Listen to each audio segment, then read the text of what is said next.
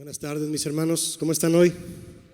Qué gusto saludarles y para mí pues un honor estar aquí para compartir la palabra de Dios con ustedes. Quiero invitarles, si son tan amables y traen su Biblia, a buscar este pasaje en Mateo 4, por favor, versículos 5 al 7 vamos a leer para comenzar el tema de hoy. Mateo 4, versículo 5 en adelante. ¿Listos? ¿Lo tienen? Muy bien, dice que no la hermana. Vamos a esperarla. También podemos estar atentos a la pantalla, pero bueno, qué especial es darle vuelta a la página de nuestra Biblia también, ¿verdad? Es un buen ejercicio espiritual. Dice así: entonces el diablo le llevó a la santa ciudad. ¿A quién? A Jesús.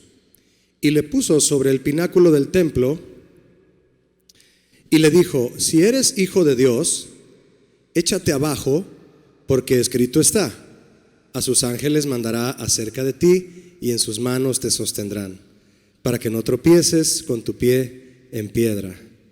Y Jesús le dijo: escrito está también: no tentarás al Señor tu Dios. No tentarás al Señor tu Dios. Esta, mis hermanos, fue la respuesta firme de Jesús a Satanás en el desierto, cuando Satanás lo desafió al maestro a arrojarse de un lugar alto y demostrar que Dios podía salvarlo. Esta respuesta, del maestro al enemigo: no tentarás al Señor tu Dios, es más profunda de lo que parece, mucho más. Como toda palabra de Jesús, ¿verdad? Muy profunda. Y por lo tanto genera una importante enseñanza para nosotros. Primeramente, ¿qué significa tentar a Dios? Segundo, ¿en qué manera Dios es tentado? Y tercero, la causa y la raíz del por qué alguien cometería el acto de tentar a Dios. ¿Qué significa tentar al Señor? Significa probar y experimentar a Dios. Suena como inaudito, ¿verdad? Pero así es. Probar si Él es tan verdadero, justo, misericordioso, providente y poderoso como la Biblia lo dice. Eso es tentarlo. Probar si es cierto que Él es lo que la Biblia dice que Él es. ¿Ha visto usted a alguien o ha conocido usted a alguien, no es necesario que levante la mano, que se ha atrevido a tentar a Dios? Solo piénselo y ¿verdad que sí? No mueva su cabeza. ¿Conoce usted a alguien que se ha atrevido a tentar a Dios? Sí los hay. Sí los hay. Artistas conocidos, políticos, han dicho cosas tremendas y se han puesto frente al Señor y han ocurrido cosas sorprendentes en sus vidas. Y algunos de ellos ya no viven, ¿verdad? No vivieron para contarlo. Tentar al Señor, pregunta, mis hermanos, ¿es algo de lo que podemos ser culpables nosotros? ¿Qué piensa usted? Es pregunta. ¿Es algo de lo que podemos ser culpables? ¿Sí o no? Sí. Sí, con confianza digamos sí. Querer probar si Dios es lo que dice ser es una acción que fue cometida en repetidas ocasiones por los israelitas. El Salmo 95 es un salmo que expresa una de las ocasiones en que los israelitas se atrevieron a tentar al Señor. El salmo lo expresa, esta canción. Dice el Salmo 95, verso 8: no endurezcáis vuestro corazón, como en Meribá o Meribá, como en el día de Masá, en el desierto. Y dice el verso 9, véalo conmigo: donde me tentaron vuestros padres, ¿y qué? ¿Me ayuda? Y vieron mis obras. Lo que pasó en Meribá y en Masá lo veremos más adelante. Primeramente pondremos énfasis en las últimas palabras del verso 9, que muestran claramente lo que significa tentar a Dios. Ahí está la definición, ahí en el Salmo está lo que significa tentar a Dios. Me probaron y vieron mis obras. Vieron y me probaron. Tentar al Señor es querer tener pruebas de sus obras para comprobar si Él es tan poderoso como su palabra dice que es. Quiero verlo. Quiero verlo. Quiero ver sus obras. Quiero ver que lo haga. Quiero ver que se manifieste. Eso es probar al Señor. ¿Qué habría pasado si Jesús se hubiera lanzado de aquel pináculo del templo como Satanás se lo propuso? ¿Qué piensa usted? ¿Qué hubiera pasado? ¿Qué hubiera pasado? ¿Qué hubiera sido con esa acción? Que Jesús habría tentado al Padre. Ah, sí. Aún siendo Jesús el Hijo de Dios, el agente de la creación, el verbo hecho carne, si Él se hubiera arrojado diciéndole, ¿quieres ver que sí me salva mi Padre? Hubiera tentado al Padre ejecutando un truco publicitario. Algo que habría sido fuera de la voluntad del Padre, obviamente, y aún más, aún peor, habría desobedecido un mandamiento. ¿Cuál mandamiento? Cuando Jesús respondió esto a Satanás, no tentarás al Señor tu Dios, antes le había dicho, escrito está. Y después le dijo el mandamiento, escrito está. Afirmando que su respuesta, lo que le respondió a Satanás, el por qué no se arrojó, su respuesta fue en base al mandamiento legítimo y primordial dado al pueblo de Israel en la ley de Moisés, cientos de años atrás que Jesús se encontrara, antes que se encontrara con Satanás en el desierto. Es Deuteronomio 6:16. Lo vamos a leer, si usted gusta leerlo conmigo. Deuteronomio 6:16 es el mandamiento. La palabra Deuteronomio significa la segunda ley. Es por eso que Deuteronomio confirma lo que Éxodo trae respecto a la ley. La segunda ley. Por eso los 10 mandamientos vienen en Éxodo y en Deuteronomio. ¿Sabe usted qué es eso? Es una confirmación. Es otro martillo al clavo para que no se salga. Dice Deuteronomio 6:16, no tentaréis a Jehová vuestro Dios. Y fíjese lo que dice aquí. ¿Se acuerda lo que decía el Salmo? Dice, como lo tentasteis en Masá. Ahí está la palabra nuevamente que el Salmo anterior. Bien, mis hermanos, la propuesta de Satanás a Jesús, dicha de otra manera, fue así. Jesús, comprueba que Dios es quien dice ser y que hará lo que Él dijo, pues en el Salmo 91:11 prometió que a sus ángeles mandará acerca de ti, que te guarden en todos tus caminos. Satanás conoce las promesas de Dios. Satanás sabía que eso decía el Salmo 91:11, lo que le dijo a Jesús. Y no traía una Biblia en la mano. ¿Se lo imagina? O la Torá, ahí, ¿verdad? O el libro de las alabanzas, pues, que es los salmos para Israel. No lo traía en la mano, los rollos de David, ahí. Satanás lo sabía de memoria y se lo dijo a Jesús. El Salmo 91:11 dice que si tú tropiezas, el Señor te va a rescatar y sus ángeles va a enviar. Pero ¿cuál fue la respuesta de Jesús? Yo sé quién es mi Padre. ¿Cuántos saben aquí quién es su Padre? Eso. Y no necesito que Él me demuestre nada. Y mucho menos pedirle una prueba para creer en Él y para obedecerlo. No lo necesito. ¿Quién soy yo para pedirle una prueba a Él? ¿Quién soy yo? Jesús, el Rey humilde. ¿Cuál era, mis hermanos, el objetivo de Satanás al proponerle esto a Jesús? ¿Qué objetivo tenía? Mire, primeramente, impulsarlo a atreverse a tentar al Señor, a probar al Señor. ¿Se imagina eso? Pero antes que eso, Satanás tenía el objetivo de hacerlo dudar del poder y la protección de Dios. Él no te va a proteger. ¿Te va a proteger Jesús? A ver, demuéstramelo. Quería hacerlo dudar de la protección de Dios. ¿Alguna vez usted ha dudado de la protección de Dios? Bueno, no, yo no dudo, Julio, pero tengo 30 chapas en la puerta de entrada, 2 canceles con PTR de 8 pulgadas, no se crea. Esa es otra cuestión muy diferente. Eso es ser sabio, ¿verdad? Asegurarte, y más si vives en una colonia donde ha habido accidentes de ese tipo. Él quería hacerlo dudar del poder y la protección de Dios, porque, pregunto, mis hermanos, ¿qué otra cosa podría impulsar a alguien a atreverse a probar a Dios? Si no es la duda. Y querer hacer publicidad de su duda.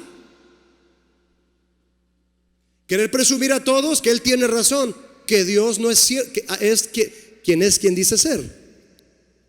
No lo es. Le decía el ladrón a Jesús ahí en la cruz: si eres el Hijo de Dios, ¿qué le decía? Líbrate, bájate y líbranos a nosotros también. Yo le pregunto, ¿Jesús se bajó de la cruz? ¿Sí o no? No. ¿Para qué?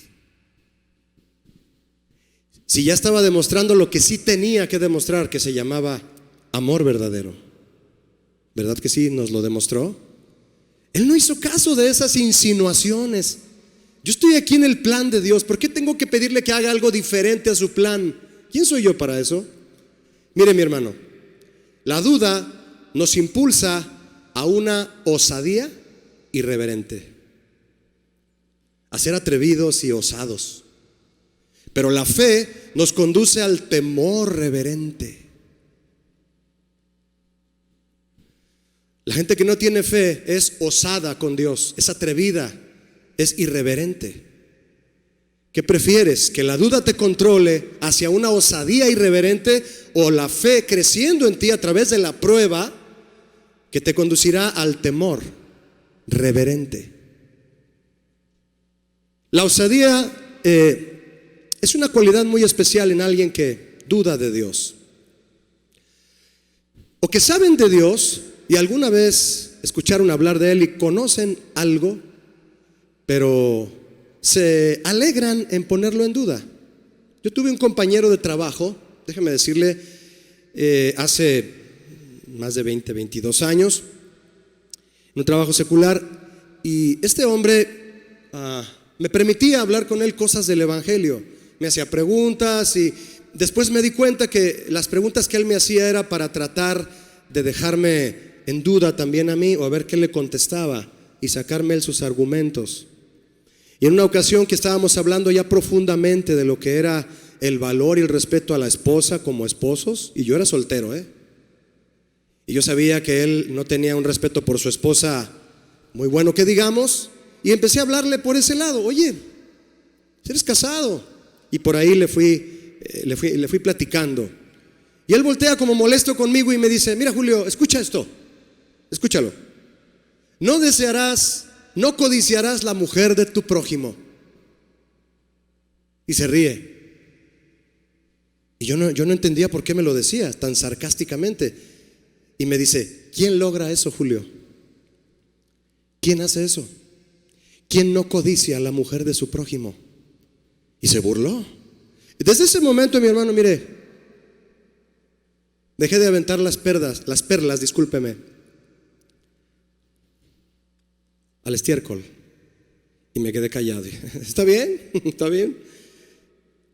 Yo me pregunto ahora, pensando en esa experiencia que tuve, mi hermano, ¿puede el Señor dar gracia y fuerza a un hombre para guardarse del pecado de codiciar a la mujer de su prójimo? ¿Puede o no? Sí puede, solo que muchos lo dudan y no dejan de mirar el árbol de la ciencia del bien y del mal, en lugar de voltear hacia el árbol de la vida. Todos nacimos con una conciencia, esa voz interior que actúa como guía para decirnos lo que está mal o lo que está bien también. Incluso cuando éramos niños y hacíamos algo en contra de esa voz interior, podíamos sentirlo. ¿Cuántos se acuerdan que podían sentir cuando sabían que era algo malo lo que estaban a punto de hacer y lo hicieron? La verdad, levanten la mano. Sí me acuerdo. Sí me acuerdo que mi papá me decía: no hagas eso, y yo: no patees ahí, y yo levantaba el piecito así, ¿se acuerda? No lo patees, y yo así riéndome y levantando el pie, ¿verdad? Tentando a mi papá, provocándolo, comprobando a ver si él me iba a disciplinar o no. Si pateas eso, si golpeas eso, si me quebras eso, yo te disciplino así. Ah, sí, papá. Ah, ¿en serio? ¿De veras? Esa actitud infantil, ¿verdad? Encima de la conciencia, lo sentimos, sabíamos que estaba mal y aún así nos atrevimos a tentar a papá y a mamá. Hoy en día, quienes somos hijos de Dios, además de nuestra conciencia, hay algo mucho más poderoso en nosotros. Los hijos de Dios, dije, algo mucho más poderoso que nos guía a distinguir entre el bien y el mal, entre lo santo y lo profano, de tal forma que nuestra seguridad es afirmada para actuar, y es mayor nuestra seguridad gracias a este poder, y me refiero al Espíritu Santo, mis hermanos. A eso me refiero, que quien no lo tenga puede pedirlo el día de hoy y el Señor lo derrama. Según Romanos 8:14, los que somos hijos de Dios somos guiados por el Espíritu de Dios, de tal forma que podemos agradar a Dios al tomar decisiones, y aún más en las situaciones en las que podríamos cometer este pecado de querer probar el poder de Dios. Jesús resistió la respuesta de Satanás anteponiendo el mandamiento. No lo voy a hacer. ¿Por qué? Porque es pecado tentar al Señor. Está escrito. Si hacemos a propósito lo que sabemos que está mal y vamos en contra de nuestra conciencia, y peor, mi hermano, del Espíritu Santo, en contra de Él, esperando que Dios nos bendiga y nos perdone una y otra vez por las cosas que sabemos que están mal, entonces también le estamos tentando. También. El mandamiento, una vez más, lo leo, si gusta verlo conmigo. Deuteronomio 6:16. No tentaréis a Jehová vuestro Dios. No tentaréis a Jehová vuestro Dios, como lo tentasteis en Masá. ¿Qué pasó en Masá? Vaya conmigo, si es tan amable, a Éxodo 17. Lo buscamos rápido o lo vemos en la pantalla. Éxodo 17, a partir del verso 1. Dice así la palabra del Señor. Toda la congregación de los hijos de Israel partió del desierto de Sin por sus jornadas, conforme al mandamiento de Jehová, y acamparon en Refidim. Y no había agua para que el pueblo bebiese. No había agua. Bien, mis hermanos, ¿sabe usted lo que significa Refidim? Es una palabra hebrea que significa lugar de descanso, lugar de reposo. Curioso, ¿no? Era un lugar entre Egipto y el Sinaí, en el que Israel acampó en su jornada hacia la tierra prometida. Un lugar de reposo en el desierto, pero sin agua. ¿Ya ubicó esta situación usted? Un lugar de descanso, pero sin agua, y en el desierto. ¿Se imagina usted? Llegar sediento a una tienda de conveniencia y no hay ninguna bebida en el refrigerador, ni al tiempo. Y ahí está la tienda abierta ofreciendo su servicio. Bonita la tienda por fuera, tal vez esas rojo con blanco, ¿verdad? Pero no hay nada para beber. Controversial, ¿no lo cree? Yo le pregunto, mi hermano, ¿ha sido usted llevado alguna vez por el Señor a un desierto, entiéndase un lugar difícil, situación difícil, sin provisión y con el objetivo de que usted repose ahí? Suena controversial, ¿verdad? Estando en un desierto, sin provisión y sin agua, ¿es posible tener reposo? No, hablando naturalmente, no es posible. ¿Cómo reaccionaríamos en un lugar así usted y yo? Sabiendo que fue el Señor quien nos ha llevado. ¿Tú me trajiste aquí, Señor? Sí. ¿Y cómo se llama este lugar? Y el letrero dice, lugar de descanso. Y no hay ni lonches ni agua. No hay nada. ¿Para qué me trajiste aquí, Señor? Para que reposes. Te va a dar un poquito de risa como a mí, ¿verdad? Ah, caray, Señor, perdón, ¿no te estarás equivocando? ¿Quién llevó a Jesús al desierto para ser tentado? Mateo 4:1, sin que lo busque, dice, entonces Jesús fue llevado por el Espíritu al desierto. ¿Quién llevó a Jesús al desierto? El Espíritu Santo, para ser tentado por el diablo. Mi hermano, si en los planes del Señor estaba que Jesús fuera llevado al desierto a ser probado.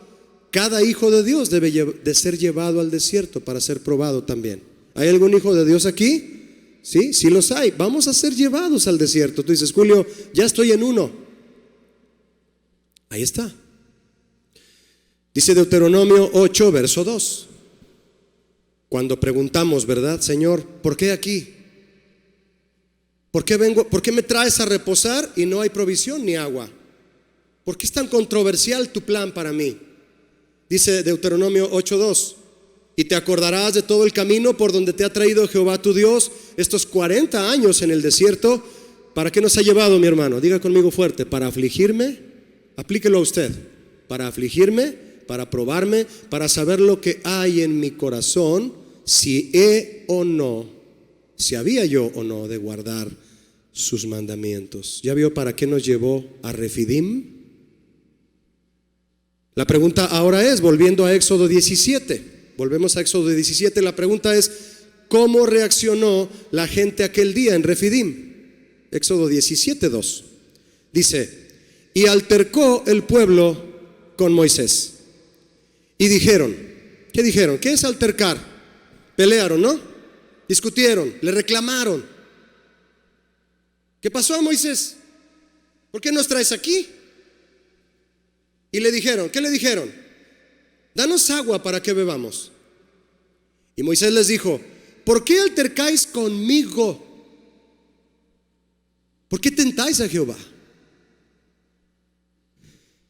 Danos agua para que bebamos, dijeron. Le pregunto, mi hermano, ¿a quién le pidieron agua? ¿Me ayuda fuerte? A Moisés. Sí, ahora yo le pregunto, ¿él podía darles el agua? No. No. Moisés les dijo, ¿por qué altercáis conmigo? ¿Por qué tentáis a Jehová? ¿Qué significa esta respuesta? Escúcheme. Esto es un desierto y yo soy un simple humano como ustedes. ¿Acaso esperan que yo produzca agua de la nada? Ni siquiera trabajo en el Ciapa, ni en agua pureza, ni en nada de eso. ¿Por qué me piden a mí agua? Yo no puedo hacer agua. ¿Por qué recurren a mí? ¿Por qué tientan al Señor? ¿Por qué osan probarlo pidiéndole a un hombre lo que solo Él puede suplir?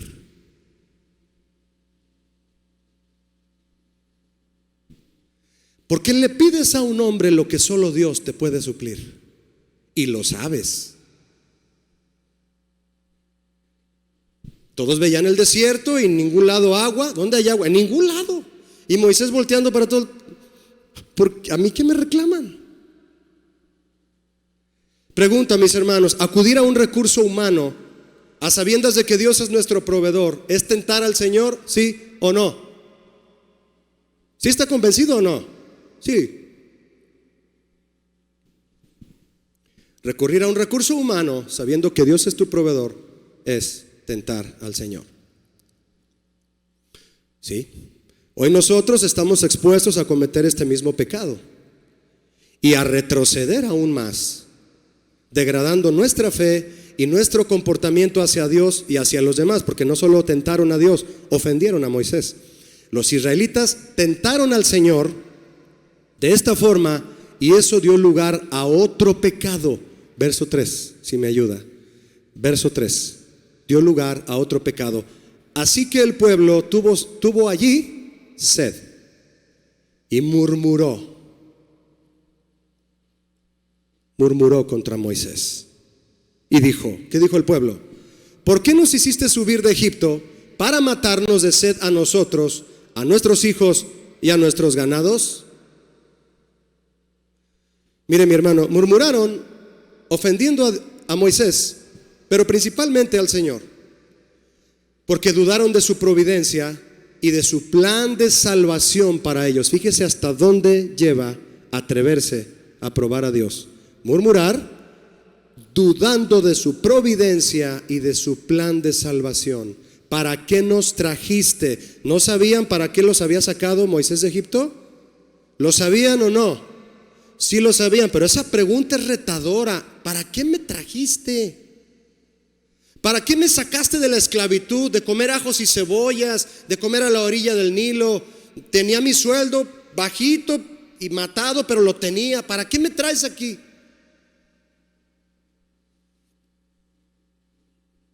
La actitud iba empeorando. El Señor sabía que la gente no podía reposar en Refidim. Ah, sí, Él lo sabía. Él lo sabía. Por más que este lugar fuera conocido como un lugar de reposo, no podían reposar ahí. ¿Por qué los llevó el Señor? ¿Qué propósito tenía Él al llevarlos a un lugar así? Hay una promesa hermosa en Isaías 43:19. La voy a recordar y aplicarla en este momento, mi hermano. ¿Qué propósito tenía Dios con llevarlos al desierto? Dice Isaías 43:19. He aquí yo hago cosa nueva. Diga conmigo, nueva. Todo lo que hace Dios es nuevo, ¿no? Es fresco. Pronto saldrá a la luz. No la conoceréis. Otra vez abriré camino en el desierto. ¿Y ríos en dónde? En la soledad. Ríos. No fuentes. Ríos. ¿Y es usted qué promesa? El Señor nos lleva por desiertos para acrecentar nuestra fe, para aprender a esperar en su providencia y maravillarnos con sus milagros y bendiciones que Él suplirá en su tiempo. En su tiempo. El Señor no tiene, mis hermanos, el propósito de hacernos renegar o dudar, de manera que terminemos reclamándole. No, Él no busca eso. Él no te quiere ver renegando. Entonces, ¿por qué esa situación, Julio? Nos lleva al desierto porque Él es quien tiene que probarnos a nosotros. ¿Para qué? Para saber lo que hay en nuestro corazón, si hemos de guardar o no sus mandamientos. Ahí en el desierto sale todo. Ahí sale todo. Ahí sale el yo verdadero. Ahí sale el Julio que patalea. No somos nosotros los que debemos probarlo a Él. Él a nosotros. Él ya nos mostró todo su amor, mis hermanos, al salvarnos en la cruz. ¿Qué tiene que demostrarnos Jesús además? Solo nos falta comprenderlo bien. Nos falta comprender bien lo que Jesús hizo en la cruz. Muchos no lo comprenden todavía. Y al comprenderlo, eso nos hará enfrentar las pruebas con convicción y no llenos de dudas, corriendo el riesgo de cuestionar sus promesas y pedirle pruebas de su poder. Yo hago cosa nueva, dice el Señor ahí en Isaías. Yo hago cosa nueva. Todo lo que hizo el Señor para Israel, mis hermanos, después de sacarlos de Egipto, era nuevo para ellos. Era nuevo. Un nuevo líder espiritual, no un tirano como Faraón. Una nueva ley justa y equitativa y no una que los esclavizara. La promesa de vivir en una tierra buena y ancha y no marginados. Y principalmente paz y reposo para las familias. Pero tenían que darse cuenta, al igual que nosotros hoy, que para vivir en las cosas nuevas del Señor tenemos que dejar nuestras cosas viejas. Para ver el camino en el desierto y los ríos en la soledad, hay que dejar nuestras cosas viejas, nuestras costumbres, actitudes del viejo hombre y la amargura que nos ata al pasado, que degrada la fe y nos lleva a pensar que el Señor no cumple lo que promete o que habría que probarlo. Habría que probarlo. Si no pongo mis dedos en sus llagas, yo no creo que resucitó. Y aún así Jesús fue amoroso con Tomás. ¿Verdad que sí lo fue? Tomás cayó postrado. Señor, perdóname, retiro lo dicho. Ya me habías dicho que ibas a resucitar y me atreví a pedir una prueba de ello. Oh sí, mis hermanos, mínimo 3 años con Jesús, Tomás. ¿Y nosotros cuánto tiempo llevamos? Y le estamos pidiendo una prueba de su veracidad. Verso 5, si me acompaña, de Éxodo 17. Verso 5. Éxodo 17:5. Y Jehová dijo a Moisés: pasa delante del pueblo y toma contigo de los ancianos de Israel, testigos, ¿verdad? Y autoridades, Y toma también en tu mano tu vara con que golpeaste el río y ve. He aquí que yo estaré delante de ti sobre la peña de Horeb, y golpearás la peña y saldrán de ella aguas y beberá el pueblo. Y Moisés lo hizo así en presencia de los ancianos de Israel. Mis hermanos, aún encima de haber tentado al Señor y ofendido a Moisés, el Señor les dio el agua que tanto querían. Pero me queda una duda. No sé usted. Recibieron el agua que deseaban, pero ¿tendrían reposo? Dios fue quien les proveyó el agua, pero ¿es la provisión la que trae reposo? ¿Cuántos saben que no? ¿Verdad que no? No es la provisión la que te trae reposo. Lo que el Señor quería al llevarlos a ese lugar sin provisión ni agua era que aprendieran a reposar en Él, no en aquel lugar. Yo soy su refidim, no el lugar. Yo soy su reposo, no ese lugar que nada les ofrece, ni agua hay. Y todavía le piden agua a Moisés. Me duele, me ofenden, me desobedecen. Verso 7, si me acompaña, ahí en Éxodo 17. Y llamó el nombre de aquel lugar, ¿cómo lo llamó? ¿Me ayuda? Masá. Ya sabemos hablar hebreo, ¿ya vio? Y Meribá, o Meriba, por la rencilla de los hijos de Israel, rencilla. Y porque tentaron a Jehová, diciendo: ¿está pues Jehová con nosotros, entre nosotros, o no?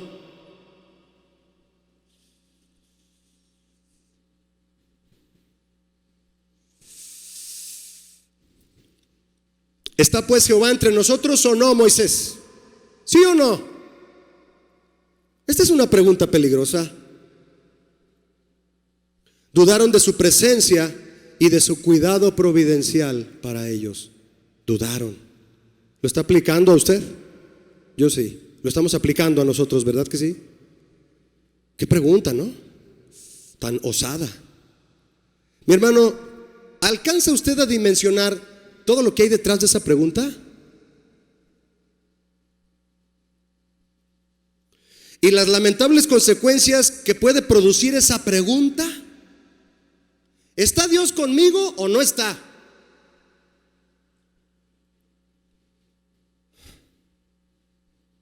Las terribles consecuencias que puede producir en lo espiritual y en lo natural también. ¿Está pues Jehová entre nosotros o no, Moisés? ¿Me va a ayudar o no? Si no, para hacerlo yo. ¿Me va a dar un buen trabajo o no? Si no, para tomar el que yo decida. ¿Me va a suplir o no? Si no, para buscarle por otro lado. ¿Está el Señor contigo o no? Yo te lo pregunto a ti. ¿Cuántos dicen amén? ¿O sí? Nunca te atrevas, mi hermano, a dudarlo, si ya estás seguro de ello. Es una pregunta peligrosa. Contrario a esta pregunta sumamente ofensiva, a esta clase de preguntas, la Biblia dice en Números 23:19. Quiero invitarlo a que lo lea conmigo. Esto es contrario a esa pregunta atrevida de los israelitas. Números 23:19 dice lo siguiente: Dios no es hombre. Dios no es hombre para que mienta, ni hijo de hombre para que se arrepienta. Él dijo y no hará, habló y no lo ejecutará. ¿Cuántos apoyan este pasaje? Amén. Todos debemos decir amén. Es un pasaje hermoso que afirma quién es nuestro Dios y que afirma nuestra fe. Ahora yo le voy a preguntar algo, mi hermano. ¿Sabe usted quién dijo estas palabras? Que afirman la fidelidad de Dios y lo exaltan en su veracidad. Las dijo un hombre llamado Balaam, el que habló con el asna, con su asna. ¿Cuántos se acuerdan de esa historia? No la voy a decir ahorita. Solo déjeme decirle lo siguiente acerca de Balaam, quien dijo este pasaje tan tremendo. Balaam fue uno de esos personajes interesantes del Antiguo Testamento que, aun cuando no pertenecían al pueblo escogido de Dios, estaba dispuesto a reconocer que Jehová el Señor era un Dios poderoso. Pero Balaam no creía en el Señor como el único Dios verdadero. Su historia expone el peligro de mantener una fachada exterior de espiritualidad sobre una vida interior corrupta. Era un idólatra. Balaam era un hombre dispuesto a obedecer las órdenes de Dios mientras pudiera sacar algún provecho. Profetizaba cuando Dios le indicaba, pero también era hechicero. Usted puede buscar su historia. Aun cuando conoció el poder imponente, del Dios de Israel, su corazón corrió siempre tras la riqueza que le podría ofrecer Moab, un pueblo depravado, el hijo del incesto entre Lot y su hija. Pecado que el apóstol Pedro menciona en su segunda carta, el error de Balaam, y estuvo a punto de maldecir a Israel, Balaam, por cohecho de reyes paganos. Le iban a pagar para maldecir a Israel, pero aún así, no lo hizo, pero aún así alentó al pueblo de Israel a adorar ídolos. Él fue el que dijo eso. Esta mezcla de motivos, obediencia y beneficio con Dios, te obedezco si hay algún beneficio, de Balaam, a la larga lo llevó a la muerte. Murió cuando los ejércitos de Israel invadieron donde él estaba. Si un hombre como Balaam pudo decir, Dios no es hombre para que mienta, ni hijo de hombre para que se arrepienta, él dijo y no lo hará, habló y no lo ejecutará, entonces, mi hermano, quienes sí creemos hoy que el Señor es el único Dios verdadero, podemos asegurar que Él no miente, que hará lo que prometió, y en medio de las pruebas esperar pacientes lo que Él quiera hacer en nosotros y por nosotros, poniendo todo nuestro esfuerzo y nuestra fe para no dudar y correr el riesgo de querer nosotros probarlo a Él.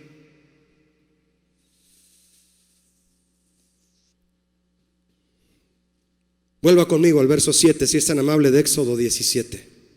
Ahí está la palabra de Balaam cuando quiera acrecentar su fe. Verso 7 de Éxodo 17. Y llamó el nombre de aquel lugar Masá y Meribá. Moisés llamó así a ese lugar por la rencilla de los hijos de Israel, y porque tentaron a Jehová diciendo, ¿está pues Jehová entre nosotros o no? ¿Cuál era el nombre del lugar donde estaba la peña de la cual brotó el agua? ¿Quién lo recuerda? Oreb. Hay una canción antigua de eso, ¿verdad? Cristo es la peña de Oreb que está brotando. ¿Alguna vez la escuchó? En mariachi, en una hermosa canción, ¿no? Muy bonita. Oreb, la peña de Oreb. Oreb significa desolado. El lugar está desolado, pero ahí hay una roca de la cual va a salir agua, y tú lo estás dudando. Es más, ni te imaginas que de esa roca va a salir agua. En pleno desierto, desolado significa Oreb. En la profecía que leímos de Isaías, el Señor dice, yo haré brotar ríos, ¿en dónde? En la soledad, en la desolación. Se cumple lo que Isaías escribió. El Señor lo cumplió. A pesar de la incredulidad de Israel, les dio agua de una piedra, de una roca. De ahí empezó a brotar el agua. Pero la incredulidad, la obstinación y las ofensas a Dios y a Moisés fueron consecuencias inevitables, mi hermano. Salió el agua, saciaron su sed, saciaron la sed de sus hijos y sus ganados. Sí, todo eso sí, pero las consecuencias fueron inevitables también. Porque las consecuencias de nuestras malas decisiones, mi hermano, que ofenden a Dios, y la desobediencia no tienen que ver nada con su fidelidad. Muchos piensan que cuando ya Dios muestra su fidelidad y su provisión, cuando se la pediste reclamándole, a Él se le va a olvidar cómo se lo pediste. Porque simple y sencillamente el Señor ve que estamos en necesidad y nos va a suplir. ¿Sí o no?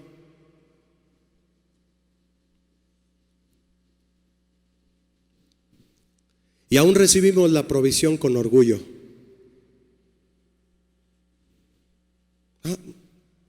Nos da lo que necesitamos y le pedimos mal. Nos lo da porque sabe que no nos podemos morir de hambre, no nos puede el Señor, no nos puede ver morir de sed. Y aún así seguimos arrogantes. Como cuando le das un pan a alguien y te lo arrebata sin agradecértelo. El Señor cumplió. Pero fue por estas consecuencias, mi hermano, que el testimonio de Israel dejó huella en aquel lugar. Por eso le llamó Masá y Meribá. Vamos a ver esto. Y llamó Moisés el nombre de aquel lugar Masá y Meribá, por la rencilla de los hijos de Israel. La palabra Masá significa prueba. Moisés dijo: este es un lugar de prueba. Este lugar es un lugar en el que el Señor probó a su pueblo. Se llama Masá, prueba. Meribá significa contención, lucha. Lucharon. Dios nos trajo al lugar de la prueba, pero nos pusimos a contender, a luchar contra Dios. Eso significan las dos palabras. Lo desgloso un poquito más. Masá, situación que el Señor permitió para probar a su pueblo. Meribá, resultado de la decisión y comportamiento del pueblo en la prueba. ¿Cuál fue? Lucha, contención. ¿Contra quién? Contra el Señor. Lo tentaron. ¿Cuál debe ser el resultado, mi hermano? Es pregunta. ¿Cuál debe ser el resultado de una prueba cuando el Señor la permite sobre cualquiera de sus hijos? Tú que eres hijo de Dios, si sabes que lo eres, quien sabe que lo es, tú que eres hijo de Dios, hija de Dios, y Él permite una prueba sobre tu vida, ¿cuál debe ser el resultado de esa situación de prueba que Él permite en tu vida?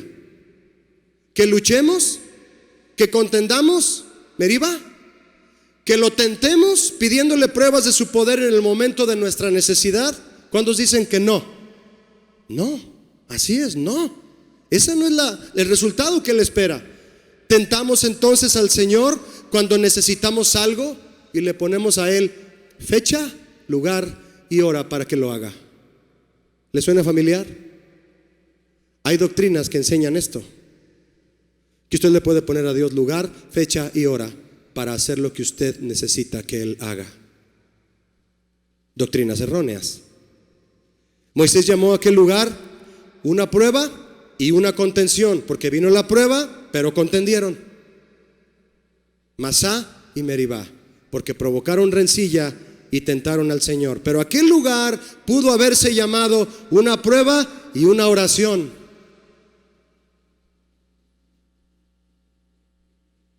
Una prueba y un doblar rodillas. No una prueba y contender. Una prueba y orar. Se pudo haber llamado una prueba y una oración porque no contendieron. Si no hubieran contendido, mejor dicho, y esperado en el Señor, poner su fe en Él, aún sufriendo de sed, y Él hubiera respondido abriendo camino en el desierto y ríos en la soledad. Y así lo hizo, aunque contendieron. Mi hermano, así de bondadoso y paciente es el Señor. ¿No le da gracias por eso? Así es de bondadoso. Algunos problemas se pueden resolver pensando cuidadosamente o arreglando las prioridades. Otros pueden ser resueltos con el diálogo y el buen consejo. Pero hay problemas que solo el Señor los puede resolver, y para eso debemos de orar. Cuando los discípulos de Jesús vinieron y le dijeron: Señor, oramos por alguien que tenía demonios y no logramos librarlo. Y Él les dijo: hay géneros que no salen si no es con ayuno y oración. Tienen que buscar al Señor. Debemos hacer un esfuerzo, mi hermano, determinado para orar cuando nos sintamos con ganas de quejarnos, ya que quejarse solo incrementa el nivel de estrés y enciende la mecha de la duda. Eso hace la queja. La oración, en cambio, silencia nuestros pensamientos, nos apacigua, nos calma. nuestros pensamientos y emociones y nos prepara para escuchar. Satanás propuso a Jesús tentar al Señor con una promesa de la Escritura.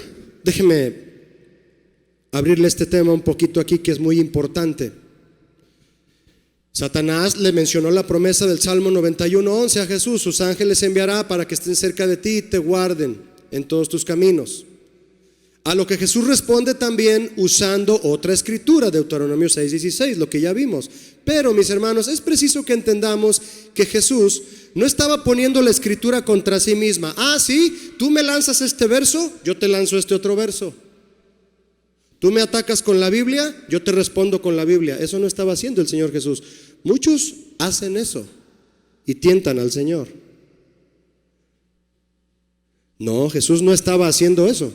Lo que estaba haciendo era refutar el abuso de la Escritura por la misma Escritura. Ahí dice que sus ángeles enviará. Lánzate, Él te va a salvar. No, eso no es lo que significa.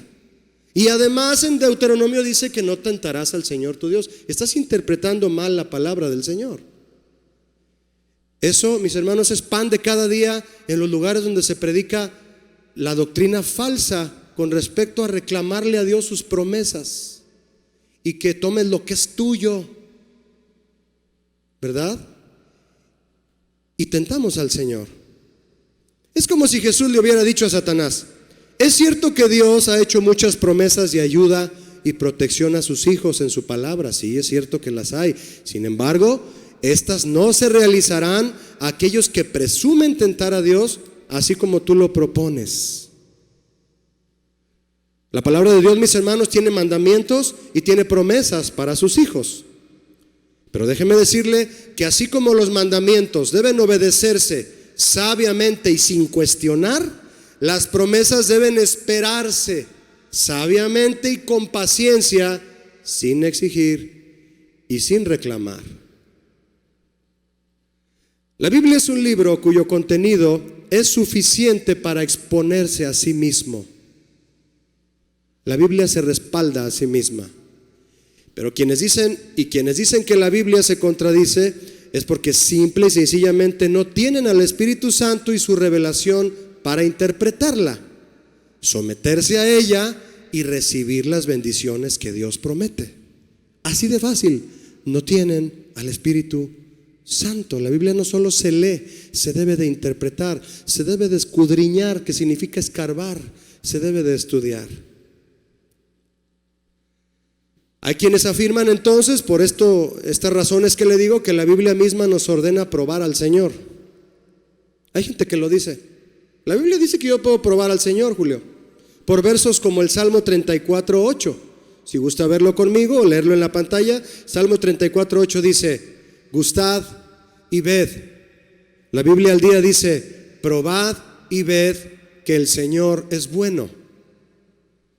La Reina Valera: gustad y ved que es bueno Jehová, dichoso el hombre que confía en él. Y como gustad significa pruébalo, prueba que el Señor es bueno y ve, prueba y ve que Él es bueno.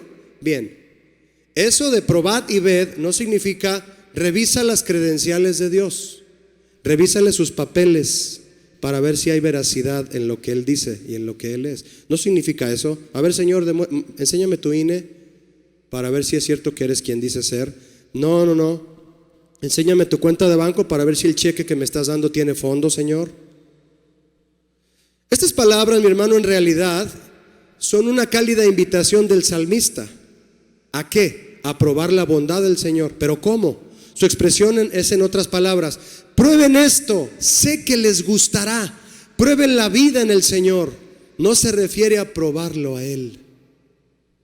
Cuando el Señor nos llama a entregarnos a Él, si creemos en sus promesas y en su salvación, y damos el primer paso de fe y de obediencia para seguirlo, nos sorprenderemos, mi hermano, al descubrir cuán bueno es el Señor y lo inmenso de su bondad. A eso se refería el salmista, a probar eso. Gustad y ved que es bueno Jehová. Ese gusto y ese ver que David se refiere es por la gracia de la verdadera fe y compromiso. Muchos comienzan la vida cristiana con una mala comprensión de Dios y de la vida recta, pero a medida que confiamos cada día en el Señor, experimentamos más y más lo bueno que Él es. ¿Alguien de aquí sabe de lo que estoy hablando? Sí, tú ya gustaste y viste que Dios es bueno. ¿Cuántos ya gustaron y vieron que Dios es bueno? Pero no lo probamos a Él. A ver, Señor, quiero ver qué tan bueno eres. No va por ahí. No es eso. Rubén Sotelo, un compositor de hace muchos años, de canciones muy bonitas, él escribió: ven a Jesús, no has conocido nada. Ven a Jesús, te pierdes lo mejor. Eso significa el Salmo. Otro pasaje usado por algunos para afirmar que debemos probar a Dios es Malaquías 3:10. Malaquías 3:10 dice lo siguiente: traed todos los diezmos al alfolí y haya alimento en mi casa, y probadme. Probadme ahora en esto, dice el Señor de los ejércitos, si no os abriré las ventanas de los cielos y derramaré sobre vosotros bendición hasta que sobreabunde. Pruébame. ¿Qué es ese pruébame? Mire, mi hermano, porque aquí hay controversias. Trae todos los diezmos al alfolí. Este es un mandamiento del Señor que el pueblo dejó de obedecer. Dar el diezmo. Quizá pudieron haber tenido miedo de perder todo por lo que habían trabajado tanto. ¿Por qué lo tengo que dar a la iglesia si me costó tanto trabajo? Bueno, hace falta entender algo ahí. Pero juzgaron mal al Señor en esta área. Eso es lo que están haciendo. ¿Por qué tengo que dar el diezmo si estás juzgando mal la palabra del Señor? No estás restringiendo a quien recibe beneficios de ese dinero porque no lo das. No, eso no. Dios suple de muchas maneras. Lo que estás haciendo es retar al Señor. Y con esta profecía de Malaquías, lo que está diciendo el Señor en su amor, lo que hace es despertar y animar al pueblo a darse cuenta que al obedecer el mandamiento, Él derramará bendición abundante, aclarando que su bendición no siempre es a través de bienes materiales. De hecho, mis hermanos, pensar que la bendición de Dios siempre es dinero, es también una osadía ofensiva a su amor y su misericordia. Todavía no eres salvo de verdad y ya quieres que te dé cosas materiales. ¿Cómo quieres que te dé lo que le estás pidiendo en lo material si tu corazón todavía no es de Él?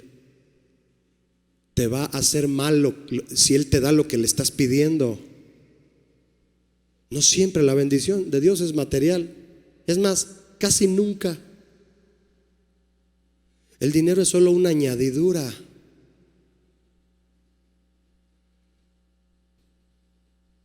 Traed todos los diezmos al alfolí y probarme ahora en esto, dice el Señor, si no abriré las ventanas de los cielos y derramaré sobre vosotros bendición hasta que sobreabunde. Mire, mi hermano, al interpretar mal este pasaje, creyendo que el Señor está esperando que lo probemos, ¿qué hacemos? Traemos el diezmo esperando ver qué tan cierto es lo que Él promete y lo depositamos con la expectativa equivocada de que toda la bendición económica nos caerá del cielo porque Dios así lo dijo, y entonces tentamos al Señor. Muchos dan con la intención de que Dios les regrese en abundancia lo que dieron. Por eso dan. ¿Es una línea tan delgada, mi hermano? Es decir, dan pero con interés. Son diezmadores usureros. Dan al Señor con un corazón de prestamista. Su interés no está en el dar, sino que en el dar buscan interés y altos. Dice Proverbios 19:17: a Jehová presta el que da al pobre, y el bien que ha hecho se lo volverá a pagar. Pregunta, mi hermano, ¿usted le da al pobre solo porque Dios dice que se lo va a devolver? Contésteme, por favor. ¿Usted es sincero? No. Qué bueno que usted es sincero. No, Julio, yo no le doy a una persona pobre esperando que Dios me lo devuelva a mí. No. Si así fuera, entonces no habría desprendimiento, desinterés, sacrificio. No habría generosidad en el corazón. ¿Verdad que no? ¿Se ha preguntado usted alguna vez, mi hermano, si le hemos devuelto algo de verdad a Jesús por lo que hizo en la cruz? ¿Le ha devuelto usted algo a Jesús por lo que él hizo en la cruz por usted? ¿Qué le ha devuelto usted a él? Ahora la pregunta es, ¿le está cobrando él a usted algo? No, tentamos a Dios exigiendo cosas que no van o esperándolas. No, nos debemos a Dios, mi hermano, enteritos, nos debemos. Dice Pablo, soy deudor. Soy deudor. Ahora sí, nosotros sí somos los de la deuda eterna, no nuestro país. No. Sabemos entonces, por promesas como estas de Malaquías y Proverbios, que el Señor bendice al generoso, pero no damos para que Dios nos dé abundantemente. Mis hermanos, recibir es una consecuencia de su promesa, pero no es el objetivo a perseguir, porque si así lo fuera, estaríamos entonces tentando al Señor. Pero el Señor bendice a quien no tiene ningún interés en recibir algo a cambio de lo que da. Y tan solo en el dar, o si tan solo en el dar, ya está en el dar, ahí ya está la bendición. Bienaventurados, es más bienaventurado que, dice, dar que recibir, ¿verdad? ¿Qué otras formas hay posibles de tentar a Dios, mi hermano? ¿Qué otras formas hay posibles de tentar a Dios? A Jesús, Satanás lo tentó en el área de la seguridad y la protección. Ahí lo tentó. Arrójate a ver si Dios te cuida. En esa área. Pero hay otras áreas, mi hermano. La lista es interminable de las cosas en donde podemos tentar a Dios. Áreas. Por lo que es necesario que pidamos sabiduría al Señor para no cometer alguna de ellas. Le voy a dar unos ejemplos de volada. Los fariseos tentaron al Señor cuando le preguntaron si era lícito dar tributo al César, ¿verdad? ¿Qué pensaron?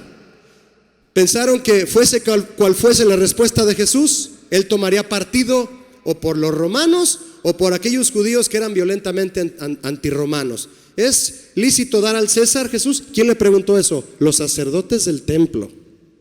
O sea, ¿debemos pagar impuestos, Jesús?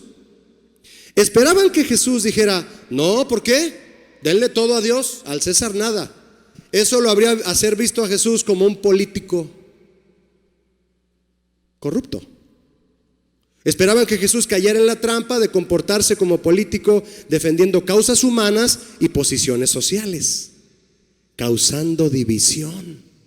Por eso se llaman partidos, porque parten a la sociedad. Pero su respuesta fue contundente, mostrando que él no vino a eso, sino a compartir el evangelio del perdón y la unidad. Y les dijo en Mateo 22:18, es decir, si podemos leerlo, qué bueno. Les dijo en Mateo 22:18, conociendo la malicia de ellos, les dijo, ¿por qué me tentáis, hipócritas? Ay, híjole. Señor, ¿es lícito evadir impuestos? Evadir. ¿Es lícito burlarme del SAT? ¿Buscarle con mi contador la manera de pagar menos impuestos, Señor? ¿Es lícito? ¿Usted qué cree? No lo es. No lo es. Y el verso 21 dice, dad pues al César lo que es del César. Denle al SAT lo que es del SAT. Y a la iglesia lo que es de la iglesia. Sencillo. Sean respetuosos y sean buenos ciudadanos y sean buenos cristianos. ¿Qué me dice de Zafira? Una mujer que tentó al Espíritu del Señor al pretender dar la ganancia completa de la venta de una propiedad al Señor, vender un terreno y decir, toda esta propiedad cuando se venda, Pedro, la vamos a dar mi esposo y yo al Señor. Cuando en realidad ella retuvo una parte para ella, su comisión, ¿verdad? Está en Hechos 5:9. ¿Cómo tentó al Señor al hacer esto, mi hermano? Porque ella cayó muerta, al haber hecho esto. Apropiándose de algo que ya había prometido dar. Oye, vengo por mi... ¿Qué se le ocurre a usted? Vengo por mi refrigerador, cuñado. ¿Qué no me lo habías dado? No, yo cuando te dije que te lo iba a dar. Yo cuando te dije que te lo iba a dar. No, yo te lo presté. No, cuñado, tú me dijiste que me lo ibas a dar. No, discúlpame, pero lo necesito. Oye, ¿cuándo me vas a pagar lo que me des? Ay, tú me dijiste que era una ofrenda. Tú me dijiste que era una ayuda para salir de mi problema económico. No, sí te lo pago, espérame, pero no, sí, necesito que me lo pagues. No, si creíste que era un préstamo, lo siento mucho. Eso hizo Zafira y cayó muerta. Eso hizo ella. ¿Le suena familiar esta acción? ¿Echarse para atrás de lo que uno habla? Tú sí sé así, dice Jesús, ¿y tú no? No. Pedro le dijo al concilio de Jerusalén que sería tentar a Dios el poner a los creyentes gentiles bajo la ley, un yugo que al pueblo judío mismo no había podido llevar. Como si el pueblo judío no puede con la ley, eso le implementan a los gentiles que se convierten a Cristo. ¿A qué se refiere esta acción de tentar al Señor, mis hermanos? Al legalismo. ¿Y cómo actúa el legalismo en nosotros, que creemos que no somos legalistas? El legalismo es una tendencia de comportamiento que no es precisamente propia de líderes religiosos, puede ser de cualquier creyente, ya que aplicada a nosotros es una acción que consiste en exigirle a otros lo que ni siquiera yo puedo hacer.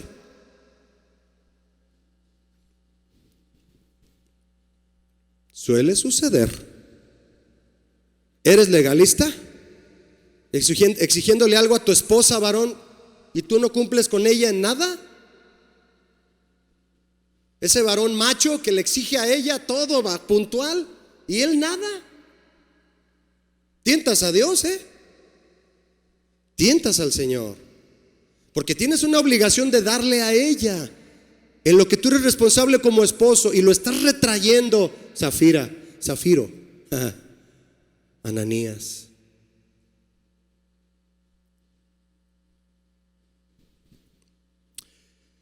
Tentamos al Señor, mi hermano, cuando continuamos en pecado, sabiendo que es pecado. Un hombre tienta a Dios cuando peca, estando consciente de los mandamientos de Dios, porque de esa forma hace un juicio personal de la justicia y la misericordia y la paciencia de Dios. Dicho de otra forma, ya sé que es pecado, Julio, pero también sé que el Señor es misericordioso. Bueno, no me lo dice a mí, se lo dice a sí mismo porque lo hace oculto. Ya sé que es pecado, pero también sé que el Señor es misericordioso y paciente, ¿verdad, Señor? Y le cierra el ojo. Él es paciente para perdonarme y lo hará. Además, no es tan grave lo que hago en realidad. Todo mundo lo hace. Todo mundo. El mundo. Haces lo que el mundo hace. Tentar a Dios, mis hermanos, entonces es ver cuán lejos podemos ir sin ser juzgados. Abusar o presumir de su misericordia, ver si cumplirá su palabra o si se extenderá hasta los límites del juicio. Ay, no, Señor, ya no sé. Ahora sí, Señor, ahora sí. Ahora sí que, ¿verdad? Debe existir un temor reverente en nosotros, mi hermano. Números 14, para ir al final, mi hermano, si me acompaña a cerrar con estos pasajes. Números 14, 22, ¿me acompaña? Números 14, 22. Dice así la palabra del Señor. Ahí está en la pantalla. Listos, mis amigos de video. Todos los que vieron mi gloria y mis señales que he hecho en Egipto y en el desierto, fíjese, todos los que han visto lo que he hecho y ya me han tentado 10 veces. ¡Ay, jole! Perdón la expresión, es hebrea, qué sorprendido estoy. ¡Ay, jole! Y no han oído mi voz. 10 veces, mire, y no han oído mi voz. 23. No verán la tierra de la cual juré a sus padres. No. Y afirman, no. Ninguno de los que me han irritado la verá. 10 veces me han tentado ya. ¿Usted cree que el Señor estaba exagerando? Le compruebo que no. La primera, falta de fe al cruzar el Mar Rojo. No le voy a decir las citas para que usted vuelva a oír la predicación y las busque, ¿sale? Falta de fe al cruzar el Mar Rojo, cuéntelas. Al quejarse por el agua amarga en Mará o Mara. Al quejarse en el desierto de Sin, lo que vimos. Al recolectar más de la cuota diaria de maná. Al recolectar maná en el día de reposo. Al quejarse por la falta de agua en Refidim. Al cometer idolatría con el becerro de oro. Al quejarse en Tabera. Al seguirse quejando por la falta de comida deliciosa. Queremos codornices, queremos un asado. Y número 10, al no confiar en Dios y entrar en la tierra prometida. El Señor no exageró. 10 veces me han tentado ya. Tentamos a Dios, mi hermano, cada vez que nos salimos de la esfera de su voluntad para nosotros y actuamos obstinadamente, viviendo para nosotros mismos. Le pedimos que nos dé, nos da y seguimos viviendo para nosotros mismos. La raíz de este pecado es un corazón incrédulo, pero también orgulloso y arrogante, por el cual un hombre duda de la verdad de la palabra de Dios, de su poder, de su presencia y de su providencia. Dice el Salmo 78, 18 y 22. Salmo 78, 18. Dice así: pues tentaron a Dios. ¿En dónde? Me ayuda en voz alta, ayúdenme por favor. Tentaron a Dios en... Desde ahí. Desde ahí queremos probarlo. Desde ahí cuestionamos, desde el corazón. Ahí está la raíz. Ahí está la raíz. Pidiendo comida a su gusto.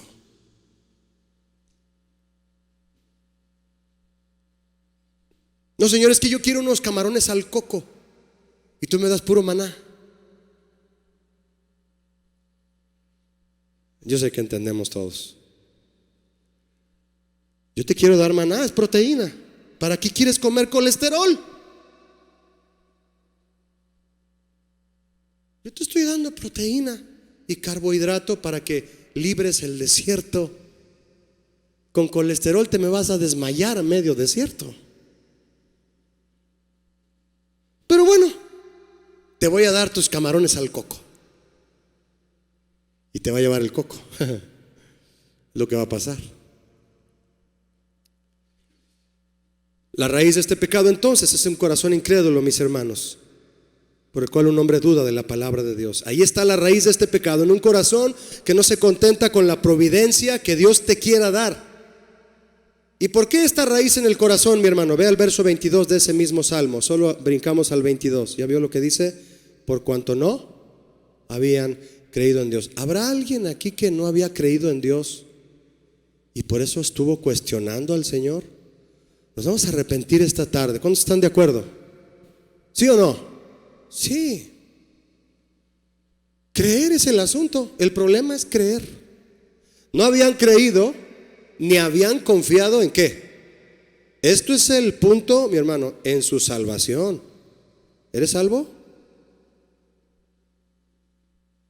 El que cuestiona a Dios, mi pregunta es, mi pregunta no es del que cuestiona a Dios, ¿por qué lo cuestiona? No, mi pregunta ¿es salvo? Esa es la pregunta.